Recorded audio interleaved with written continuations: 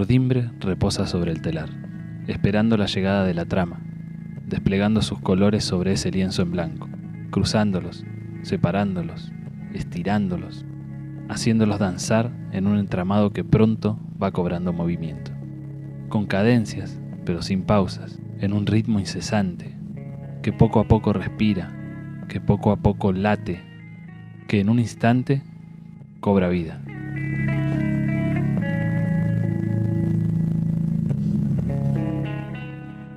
Fue allá lejos y hace tiempo. Bueno, estamos hablando de cuando se perforó el pozo número 1 y en realidad la perforación comenzó 2 meses después de haber llegado los buscadores de petróleo, ¿no? Ellos llegaron entre septiembre y noviembre de 1915, ahí comienzan a armar el campamento. Y empieza la lucha de la perforación con trépano a percusión, era todo un sacrificio, hasta que llegamos a 1918, cuando finalmente surge el petróleo. Pero para retomar un poquito con la historia tan antigua del Pozo 1, vemos que la primer vertiente de agua era donde estaba el caserío de Carmen Funes, la Aguada de Plaza Winkle. Esa era la primer fuente de agua. Carmen Funes llegó sola en 1895, levanta el primer rancho, pero cuando ya en 1915 ya habían pasado 20 años que Carmen estaba ahí con su rancherío, que fue agregando otras viviendas, otros puesteros, se fue poblando ese lugar en la Aguada. Cuando llegan Soufal, Canepa y todos a perforar el Pozo 1, sobrevivieron gracias a que estaba esa población, gracias a que Carmen tenía un almacén de ramos generales, gracias a que había una aguada donde ella les ofrecía agua filtrada para todos ellos. Eso era una población y para mí es el génesis, el primer asentamiento, la fundación. Si bien fundación se considera cuando se pone una piedra fundamental y se levanta un monolito, pero yo siempre digo, todos estos que vivieron en la Aguada y que poblaron, después es como que quedan en el olvido o que no se los tiene en cuenta al relatar la historia. Hasta que llega el tendido del ferrocarril desde Neuquén a Zapala, entonces los ingleses, que eran los que venían haciendo la obra, a medida que las vías se extendían, tenían que ir perforando pozos de agua, si no, ¿cómo avanzaba la obra? Entonces llegan acá al kilómetro 1297, no podemos decir a Plaza Winkle ni a Cutralcó, tenemos que hablar de 1 kilómetro. Acá perforan un pozo de agua que se utiliza para esa obra. Cuando la obra sigue extendiéndose, en este caso sería a Ramón Castro, este pozo de Plaza Winkle queda tapado y continúa la obra a Ramón Castro, donde ahí también perforan un pozo. Pero antes del 20, los que empezaron a formar este pueblo, muchos de ellos también habían dejado la aguada de Carmen Funes, de la Pasto Verde, que fue el primer asentamiento, la primer población. Mi papá llegó primero a Plaza Winkle en busca de trabajo. Entró a trabajar el primer pozo número 1, el campamento 1. Como había una laguna de agua, toda la gente que venían de afuera se acercaron a la Pasto Verde, hasta que se fundó este pueblo. Gracias a todo eso que estaba en esa primer población, los del Pozo 1 sobrevivieron. Así que cuando se pregunta cuál fue la incidencia de Carmen Funes, y bueno, fue esa. Si ella no hubiera estado ahí, el ingeniero Ormite hubiera elegido otro lugar, porque cuando deciden dónde perforar el Pozo 1 había 2 posibilidades. Ahí al lado de la Aguada o en otro anticlinal más alejado o camino a Picunlefú. Sin embargo, por la cercanía del agua, el ingeniero Ormite decide perforar acá. Y bueno, como te decía, mi papá trabajaba en YPF, un tiempo fue aguatero en YPF, que reparían el agua en camiones. ¿Sí? Después lo pasaron en destilería, en medir los tanques, ahí es donde se jubiló. Y después salía a recorrer los caños, esos caños que están afuera, que pasan por el cementerio de Curacó, que van no sé hasta dónde, a caballo iba. Porque por ahí los caños se perdían petróleo, y como no había teléfono, no había nada, como comunicar a dónde está perdiendo, tapaban con arena y se volvía para atrás para volver a arreglar los caños, así que pasaba un día. A caballo, tenía YPF, tenía caballos para que anduvieran la gente recorriendo los caños de YPF. Papá fue uno de los primeros que trabajaba en la boca del pozo, el pozo número 1.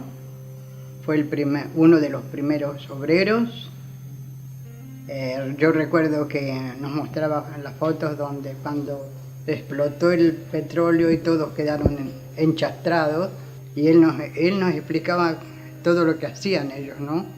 El trabajo que tuvieron para poder hacer semejante pozo, ¿no? Y se trabajaba sol a sol. Los obreros no daban nada, llevaban la comida, se hacían reales, se decían eso en los montes, se hacía como un campamento.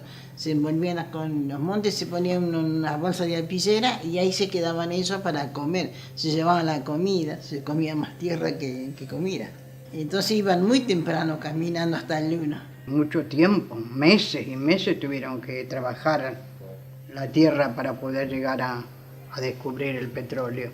Incluso papá también con sus compañeros, cada vez que venían del trabajo, venían con sus botines que no podían caminar del petróleo, la tierra, todo lo que se les juntaba, ¿no? Los botines llenos de petróleo y la ropa toda llena de petróleo.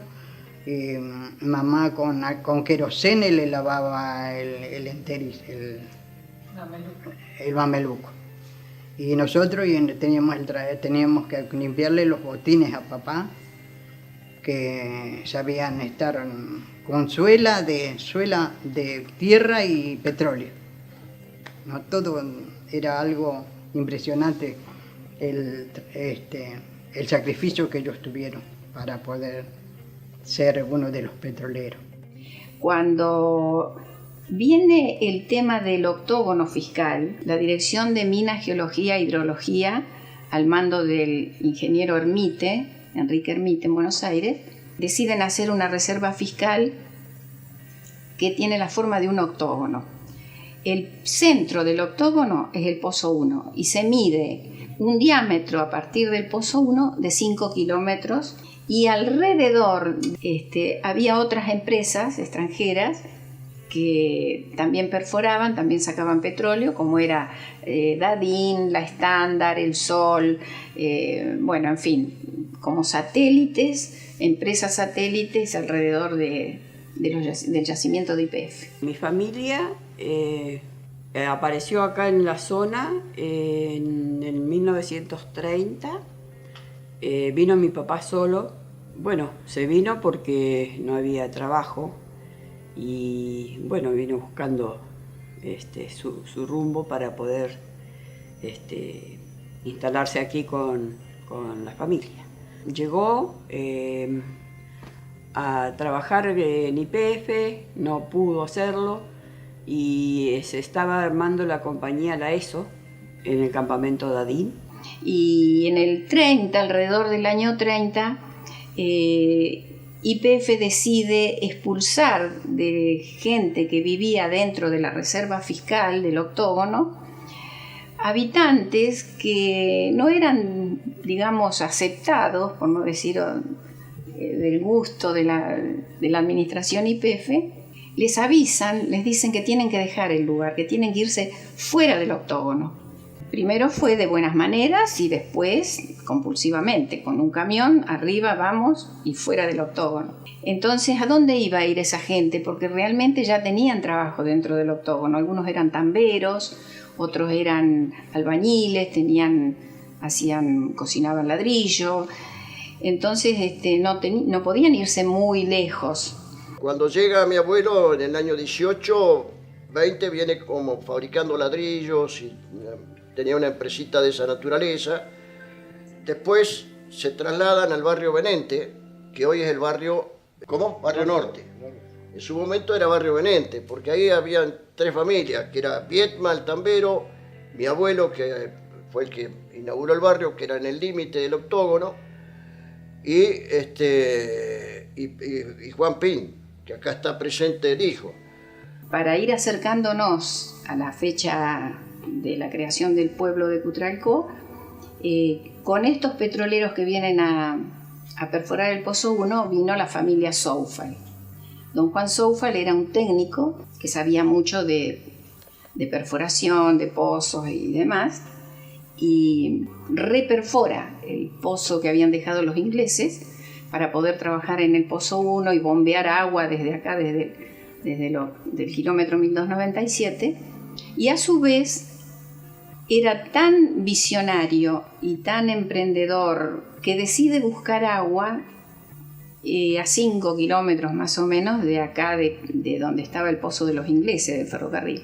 Entonces el pozo de agua de Soufal queda fuera del Octógono, ya libre de la reserva fiscal, en el catastro provincial, en el lote 28, que es hoy en Cutralcó la calle Carabelas y Uriburu. Allá, en medio de la nada, perfora un pozo y encuentra agua, levanta una casita, un ranchito, y ese es el primer pozo de agua en Cutralcó. Ahí comienza a crearse el pueblo de Cutralcó, y comienza entonces los que están ahí a querer agua. Entonces uno de los antiguos habitantes de la Guada de Carmen Funes, don Wenceslao Navarrete, que vivía acá en el pueblito de Plaza, en el Zanjón prácticamente de Plaza, ayudado con sus hijos, sale del Octógono, se va al lugar donde después tuvo su casa y su primer pozo, y comienza a perforar en forma artesanal, con muchísimo sacrificio, llevando agua desde Plaza, arrastrando las bordalezas con agua. Intentaba encontrar agua y la encontró.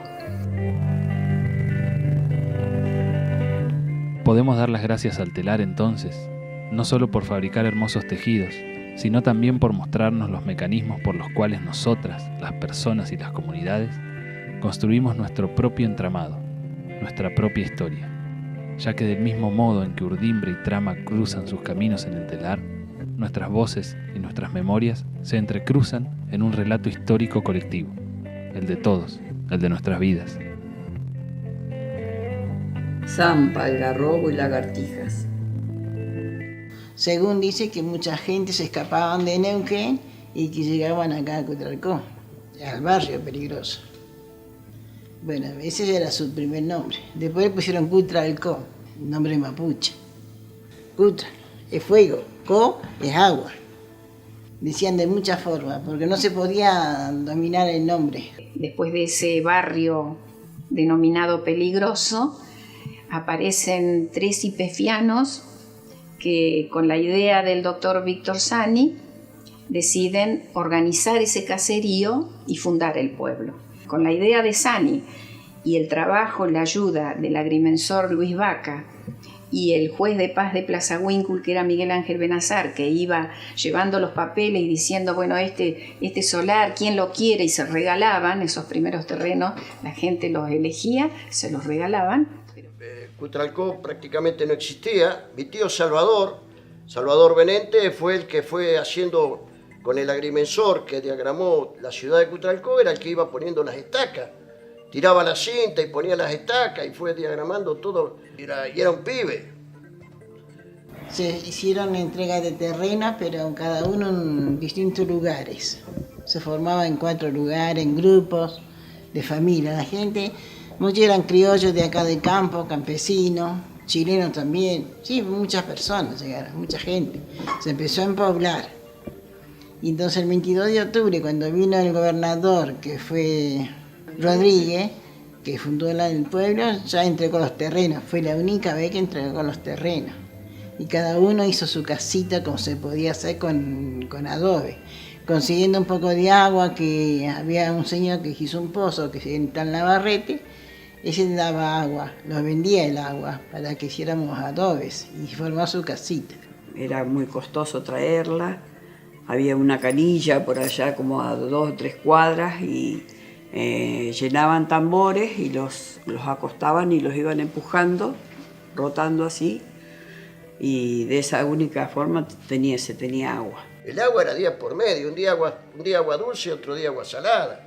Estaban los aguateros, que ahí donde yo vivía en esa casa, al lado estaban los pozos de Ferrera. Tenían 3 carros, los carritos que vendían agua también venían a cargar ahí, y aparte de eso tenían camiones con tanque ellos, pero camiones chicos, que eran 3 esos Ferreras que tenían pozos ahí. Era Juan, Luis y Mario Ferreira. Y con eso abastecían la gente de agua, porque agua no había. Cuando ya Navarrete podía abastecer medianamente a esos pobladores, llega don Luis Ferrera, que él viene ya, digamos, como con la tecnología. Entonces perforaba pozos más fácilmente, no como lo había hecho Navarrete. Y este hombre perfora en muchos terrenos de Cutralcó alrededor de 40 pozos. Perfora para la escuela 119, para la sala de primeros auxilios, para la familia Zapag, que ya tenía su gran negocio ahí porque abarcaba mucho las instalaciones que tenía la familia Zapag. Don Ferrera, lo recuerdo venir a llenar los tachos. En cada vivienda teníamos unos tambores y venía él, los llenaba, cobraba tantos litros y nuestras madres los tapaban de la arena para proteger de la arena ese agua. Y cuando llovía, toda esa agua se juntaba para hacer adobe. Así se formó. Y muchas casas, gente que no tenían de llegar, hacían tipo de pozo, como ser una cueva. Y se ponía una chapa inclinada y vivían mientras tanto que hagan su casita. Así se formó este pueblo. Había muy pocos habitantes, recién estaban comprando y viniéndose algunos, porque acá la gente se había ido a una parte que del 1 para abajo, que se llama le decían la Laguna Colorada, y por ahí se habían hecho casitas. Todo era como montes grandes, algarrobos y zampas y todo eso. Saliendo de la escuela para acá, todo eran montes grandes nomás que habían, porque no se había limpiado todavía. Del Sanjón vivían ranchitos, en casitas de piedra nomás se hacían todavía ahí, porque adobe pocos se cortaban. Así que venía alguno con ganas de edificar en esos años y bueno, se hacía casitas de piedra, que era lo que más se conocía ahí. Hasta la calle del Juzgado allá abajo, donde vivía Nolasco, ahí ya se cortaba, ya no había nada, así que para acá casitas ralas. Vino a habitar en las cuevas, unas cuevas de piedra que había, donde allí habían mucha gente de todos lugares, checoslovacos, chilenos, argentinos, de todo un poco. Nosotros también somos descendientes de mapuches, muchos, claro que sí. Después empezaron a llegar los gringos. Y la gente estaba casi toda llegada del campo de la cordillera, porque acá hubo un rejuntado de gente que... Estaban los rusos también llegados, porque estaba Mano Colorada, que era ruso, que es donde está Jaime. En la otra esquina estaba el otro de Kleiman, creo que era. Y allá era Nathan, también era un ruso. En ese tiempo estaban muy mezclados los rusos acá. Y bueno, también se hacían adobes, también entre los familiares, los que fueron llegando. Ya te digo, las primeras casas, habitaciones fueron las grutas. Y después las casitas esas que se fueron formando. De hecho, él venía mi papá. Pero vino a radicarse a Campamento Sol, que es ahora donde es Filidei, ¿no es cierto? Claro. Bueno, Campamento Sol. Él vino ahí a trabajar, a trasladarse porque era una gamela, como se llamaba gamela en aquella época, de todos hombres. Ahí venían todos los hombres, un campamento donde estaban todos los hombres que trabajaban ahí en la boca del pozo. Y las mujeres no, sus esposas. Mi madre, por ejemplo, estaba en Valentina, la casa de mi abuelita, en la chacra, y no vino hasta que papá no hizo una casita de adobe. Así que y a la avenida, como ser la calle San Rodríguez y la avenida Roca y la avenida Trabajo eran pura arena, había caminitos de carro, porque siempre había carro con un caballito, sacando basura, haciendo changas que la gente hacía, llevando algunas chapas, algunos palos, así. O también aparecía el carro con leña, traían avena, trigo para hacer ñaco, pavito, verdura de estación. Traían eso los primeros. Y los crianceros que venían con los chivitos, y la fruta que venían de Río Negro en Neuquén, en camión, se compraba por cajón, no se compraba por kilo. Y después ahí, en esa cuadra de la comisaría, había como es de estos que cargaban nafta antes, los surtidores esos chiquitos, creo que era de Rosé, no sé de quién era, así que había. Era lo único que había para cargar nafta acá, ¿no? Ah, de Rosé. El surtidor de Rosé que tenía nafta y querosén que vendía. Ajá. Sí, pero nafta había un auto. Pero era acá en el pueblo. Acá está la comisaría, y al ladito no. Ajá. Ahí estaba. Estaba la comisaría, estaba el surtidor, y atrás del surtidor, donde está Copelco ahora, ahí estaba la escuela. La escuela 119, la primera escuela, que era de adobe.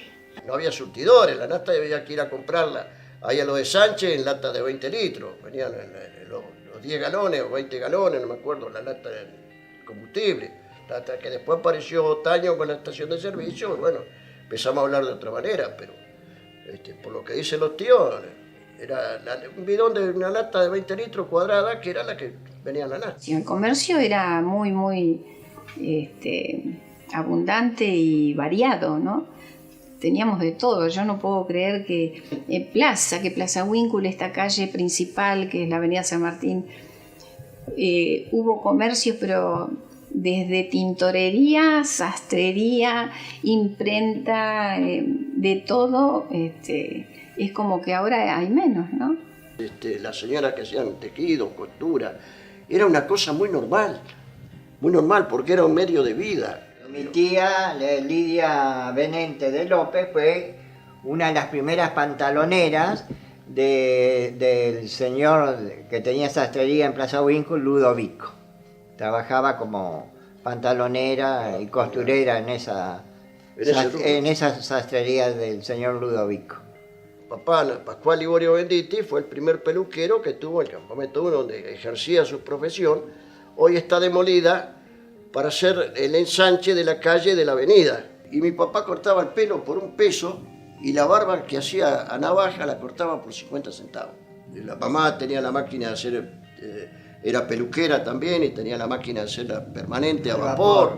Las señoras de esa época salían todas floridas, todas, habían descubierto lo que era el mate, ¿viste? En Central era que estaba la cooperativa, y de acá todos iban a la cooperativa a comprar a la Central. Y entonces ya estaban los colectivos para ir a la proveeduría. Y todos se surtían de la proveeduría en esos años. Este señor, Leonardo Benente, era uno de los integrantes de los 3 hermanos Benente, el más chico de todos, siendo ellos los primeros repartidores de revistas y librería de Plaza Huíncul y de Cutralcó. Y bueno, después ya llegaron acá, llegaron todos con sus negocios, y se empezó a llenar de negocios, carnicería sobre todo, mercados, que es lo que existía poco en ese entonces. Y después de las tiendas estaba la Casa Nata, la Mano Colorada, Zapá, el Águila Cordillerana, estaba el Turco Dagüe, el fotógrafo Ramírez, fotógrafo, del Agua Navarrete. en la casa Poma, Maglú, ¿qué más? Finkenstein. Así, la casa Overa se decía la casa Overa y era porque estaba toda pintada en cuadritos, como los mosaicos. Decían la casa Overa y la casa Nathan. Eran tiendas. Nosotros nos surtíamos en la proveeduría de YPF. Comprábamos de todo, por harina, todo en bolsa. Mi familia era grande también porque éramos 8 hermanos, pero gracias a Dios siempre estuvimos bien, si se quiere. No podemos quejarnos de que nos faltaba el pan y eso, no, nunca, gracias a Dios, nunca. El pan, la leche y la carne siempre la tuvimos. Así que en ese sentido yo me sentía rica, ¿viste? Porque nunca pasamos hambre. Ya se puso más moderna la ciudad. Había bastante trabajo. Mucho. Sí, ya empezó a haber trabajo, ya empezó a llegar. Te estoy hablando ya cómo funcionaba mucho YPF. Claro, YPF, y después llegaron las empresas de María, que hicieron escuelas, hicieron los barrios. Era mucho trabajo, ya cambió Cutralcó. Ya estoy hablando como 1950 con él. Todo lugar tiene un espacio, aunque no todo espacio siempre es suficiente para ser un lugar. Y es que para hacerlo, debe dejar de ser solo un espacio vacío. Debe reconvertirse, necesita transformarse en uno, en nuestro lugar, que es lo mismo que decir nuestra casa. Este es mi lugar y me pertenece. Me protege el sol y no hay tormentas. En él soy yo y me siento libre. Viento para ser dulce. Unos vientos que corrían que no se podían dar, las tierras sueltas, se formaban montañas de médanos. Te tapaba la casita con médanos, con tanto viento. Porque corría un mes, 15 días. Cuando corría viento fuerte nos abrazábamos ahí, hacíamos círculo entre todas las vecinas y nosotras, ¿viste? Cosa de defendernos del viento y poder llegar a la casa. Porque volaban cosas y nos pegaban. Llorábamos por las piedritas que... Porque no se podía hacer el techo de chapa porque el viento te levantaba. Y así pasó un caso que volaron los techos acá en la casa, acá en el pueblo, y a una chica le pasó a llevar una chapa de esa. Katy, una amiga. Una chapa le cortó, le quebró la caderita y quedó renca para toda la vida. Con una patita, por el viento fuerte. Íbamos a la escuela. Y entonces voló una chapa que justo ahí la agarró porque era flaquita. Era más chiquita, no podía refugiarse tanto o defenderse. Y bueno, quedó renga para toda su vida. Esa chica quedó con la secuela de uno de los vientos nuestros que tuvimos que soportar. Lo picaba las piedritas, esos vientos fuertes que nos... Porque antes las mujeres usaban su vestido, su pollera, y el viento eso lo levantaba. Así que las piedras nos lastimaban las piernas, hacían llorar. porque teníamos medias 3/4, pero igual, el viento era terrible. Así que a cada tanto nos refugiábamos un poquito en las casas así, que eran muy alejaditas. Y le pegaba las piernas, los brazos, uno no podía hacer, si agarraste la pollera, tapate la cara, porque te picaba todo. La cabeza te dejaba lleno de arena, se hacía así, te caía la arena sobre la tela. Nosotros teníamos las distintas formas de caminar, ¿viste? Como todos los miraban cómo caminábamos nosotros, porque nosotros caminábamos como si la arena le picaba a uno. Claro, si la arena te duele, no se puede andar caminando bien. Uno se ponía una sandalia y le entraba tierra por los pies. Andaba con los tacos en las manos. No se podía caminar. Mucha arena, mucha arena. Cuando dice corre viento, no, eso no es nada, lo que yo pasé. Porque para comer no se comía bien porque se veía que el techo que era alguna era de cartón más adelante, era como un colador que pasaba la arena. Entonces uno tiene que poner un repasador o algo así para poder comer, porque si no te caía toda la tierra. ¿Cuántas veces estábamos comiendo y estaba el viento fuerte y nosotros tapando el plato que no se hace nada de tierra? Porque era la verdad. Eso era real. Caía la tierra del techo a la comida y teníamos que tapar así para comer, ¿no es cierto? Cuando llovía, como eran chapas nomás, nosotros no teníamos cielo raso ni nada. chapas nomás, ¿viste? Cuando llovían, mamá nos ponía carpas sobre las camas para que no se mojen las cobijas y podamos dormir bien. Y después llovía o nevaba. Cuando nevaba, mi padre abría camino desde la puerta de la casa hasta el baño, que siempre eran los baños separados, para abrir camino para que usáramos ese caminito, ¿no? Habiendo tanta nieve, él también abría camino hasta la calle donde pasaban los pocos vehículos que había. Y nosotros seguíamos ese caminito para llegar a la escuela. Cuando venía a la escuela primaria, que no se suspendía ni por viento ni por nada, veníamos con antiparra puesta y una vez cada 2 o 3 meses había que ir a la viñuela que nos cambie los vidrios las antiparras, porque se los enverilaba. A lo que los salvaba mucho a nosotros acá eran los montes. Lo hacían reparo a la casa. Eran de adobe, sí, pero igual se hacía reparo. Porque ya uno de los primeros habitantes que llegaron hicieron su casita, ya hicieron su quintita, hicieron todas esas cosas, entonces había que poner más monte, porque si no se volaban las gallinas, el viento se los llevaba. Nos manejamos con las lámparas, los faroles. Algunas casas no tenían ni eso, tenían... ¿Cómo se le llama? Querosenes, sino velas. Esas eran las luces. Pues muchos hacían bolas de petróleo así, bien.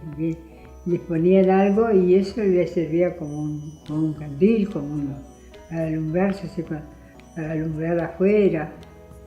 Después las lámparas, los faroles, porque en ese tiempo estaban de moda los faroles a querosén y las lámparas a querosén, todo. Cuando vino el querosén, bueno, ya hubo farol de noche, sol de noche, como se dice, ya cambió el tema con cocina de querosén o estufa a querosén. Cuando tuvimos gas fue una alegría tan grande. Cocinamos todo con leña, tenemos que ir a buscar la leña al campo. Íbamos a hacer fuego al campo para calentarnos. Se iba a cortar unos algarrobos y iba con un fuentón grande, pero casi toda la gente salía al campo a hacer esas brasas. Venían con ese fuentón que duraba 3 días, 4 días la brasa. Llegamos a la casa, salía la mamá, los pibes, todos los mayores a hacer fuego, a hacer esas brasas. Llegamos a la casa, la cocina puede ser media grande, se instalaba el fuentón con brasa y se ponía una parrilla. Y arriba de esa parrilla se ponía todo, el agua para lavarse las manos, lavarse la cabeza, lavarse los pies, el mate, las ollas para hacer sopa, las tortas fritas, las cascarizas, todo se hacía. Y se hacía el pancito recoldo, que era lo más rico que hay. Eso era todo. Bueno, eso se hacía. Cuando uno llegaba a la casa, lo que primero que se hacía, se ponía la pava, se hacía la cascariza. Y ahí quedamos a descansar. Y como se dice, llega la noche, ya estamos todos ahí adentro de la casa, porque cada uno con su familia estamos todos reunidos. Como no había luz, la luz se manejaba con candil o el chonchón, como se dice, con un poco de grasa o aceite quemado, con una mechita, ¿no? Ya eso es tiro de campo. Cuando nosotros vinimos acá en el 50, hicimos la casa, sí, ya había gas, ya había llegado hasta estas calles el gas, porque el gas iba también de a poco lo iban acomodando. Así que más o menos en el 50 ya tenía luz, tenía gas, tenía de todo. Pero habían calles alrededores que no tenían nada.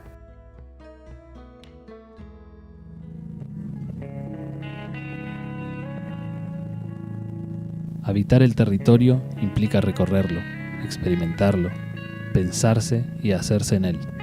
Fundirse en su tiempo y espacio hasta no poder diferenciar la tierra del brote, el pájaro del aire, la mano de la sangre. Y en ese proceso, en esa experiencia, nuestro lugar nos retribuye con conocimientos, con saberes, que no por ser populares son menos sabios.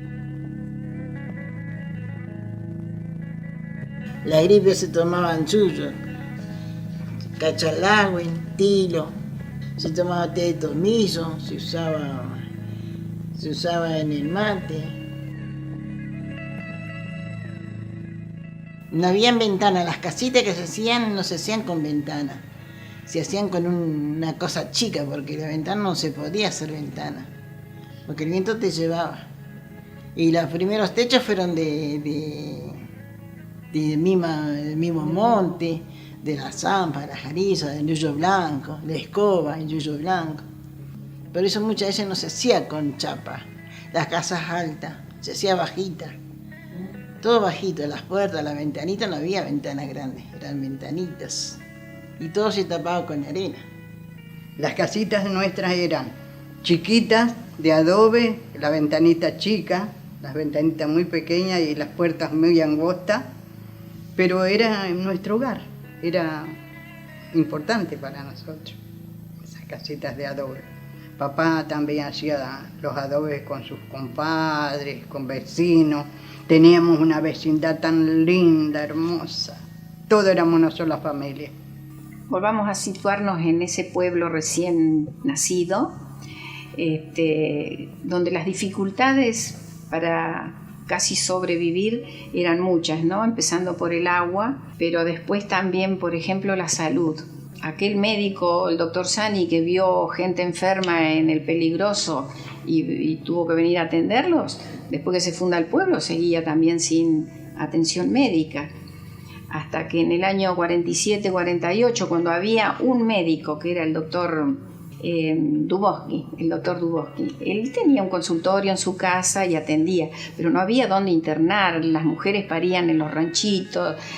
Mi madre analfabeta, pero una gran persona, era partera sin título ni sueldo, pero atendía a sus vecinos, sus vecinas cuando van a dar a luz.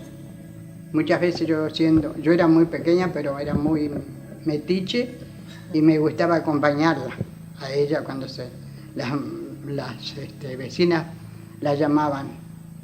Doña Eduvina está descompuesta, fulano de tal, ya va a venir, ya viene la cigüeña, en aquella época, y yo creía en la cigüeña. Entonces le dije un día a mamá, ¿y por dónde entran las cigüeñas? Y me dice mamá, por la ventana, hija, pero vos no lo vas a ver, por una ventana entra. Y yo esperaba que, por la ventana que había en la casa, esperaba yo si entraba la cigüeña. Y nunca la vi. Nunca la vi a la cigüeña. O sea que, si se quiere, la cigüeña era ella la que traía a los niños a la vida. Creíamos en la cigüeña, ¿eh? Y creíamos en la cigüeña. Fue siempre muy querida mamá, una persona muy especial, muy especial. Nosotros decíamos, qué sabia que es mamá, porque yo no había ido nunca a la escuela, sabía tantas cosas, que entre paréntesis yo me caía un brasero y me quemé. Mi mamá me curó en la casa porque me caí sentada en el brasero. No me llevó al hospital. Todo, ellos sabían todo, porque me curó con cosas caseras. Yo me acuerdo que me hacía llorar de dolor, porque tenía las heridas así, de quemadura. Pero me ponía polvito de hierba, así para secar. Después me ponía clara de huevo, batida, como si fuera una mujer.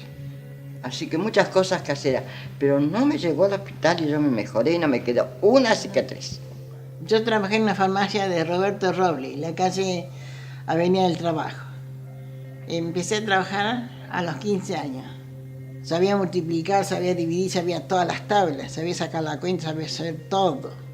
Entonces necesitaba una chica, Robles, para atender el negocio. Y como yo sabía todo eso, me entré como si fuera, no sé, mirada secundaria. De farmacia, botica, tenía todo.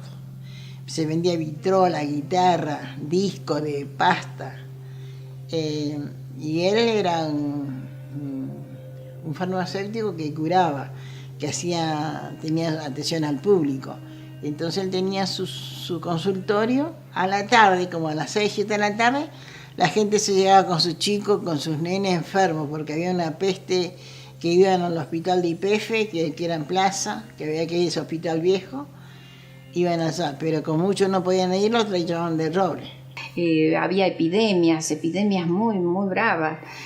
Entonces, en la época del gobierno del general Perón, llega a Cutralcó por fin un médico destinado a la atención del pueblo.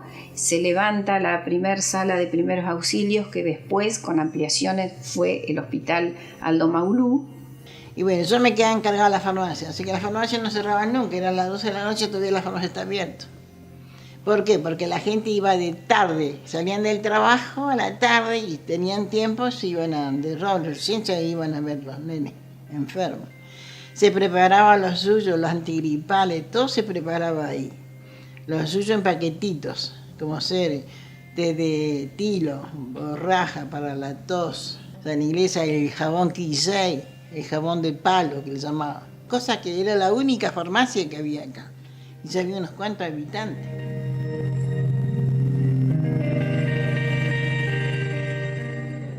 Y es así que, tal como necesitamos una urdimbre fuerte y poderosa para conseguir un tejido consistente y duradero, se nos hace imprescindible escuchar, rescatar y valorar la memoria de quienes han hecho esta, nuestra historia, esta que seguimos viviendo.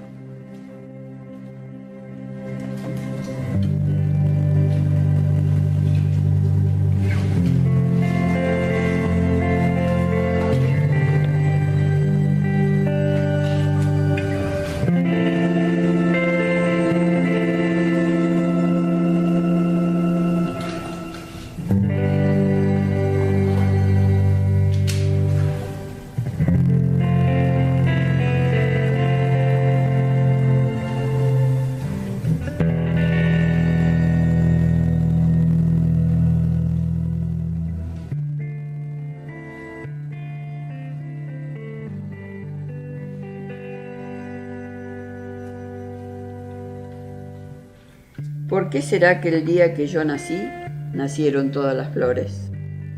¿Por qué será que cuando las lágrimas salen de nuestros ojos, tienen un futuro incierto? La historia se está diluyendo y los viejos pobladores estamos quedando en el olvido, ¿no? Y mis vecinos siempre estuvieron con nosotros, compartiendo las comidas y todo. Porque mis padres eran así, un corazón más grande que una casa.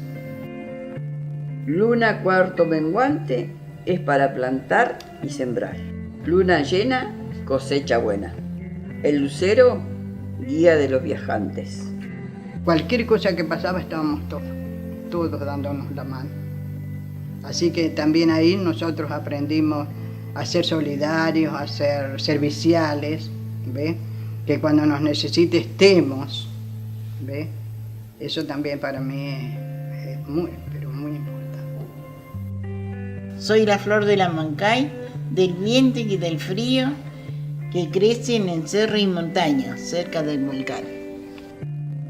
Cuando había remolinos que pasaba al lado de la casa, Cruz Diablo, se decía.